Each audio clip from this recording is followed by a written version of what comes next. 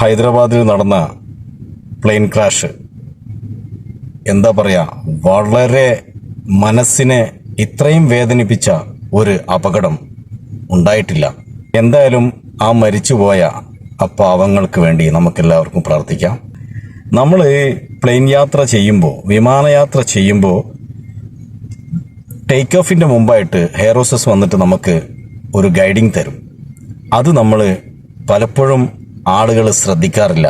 ചിലപ്പോൾ മൊബൈലിലായിരിക്കും, ചിലപ്പോൾ വേറെന്തെങ്കിലും പരിപാടിയിലായിരിക്കും, ചിലപ്പോൾ അത് ശ്രദ്ധിക്കാണ്ട് വർത്തമാനത്തിലായിരിക്കും. അങ്ങനെയല്ല, എപ്പോഴും അത് ശ്രദ്ധിക്കണം. അവരെന്താ പറയുന്നത് എന്നുള്ളത് കേട്ട് മനസ്സിലാക്കണം. കാരണം നമുക്ക് എപ്പോഴാണ് ഈ അപകടം വരിക എന്ന് ഒരാൾക്കും എക്സ്പെക്റ്റ് ചെയ്യാൻ പറ്റില്ല. അപ്പോൾ വരുന്ന സമയത്ത് രക്ഷപ്പെടാനുള്ള പഴുതുകളായിരിക്കും അവർ ഗൈഡ് ചെയ്യുന്നത്. അത് കേട്ട് മനസ്സിലാക്കുക. ഇനിയെങ്കിലും വിമാനയാത്ര ചെയ്യുന്നതിന് മുമ്പ് എല്ലാവരും ശ്രദ്ധിക്കുക.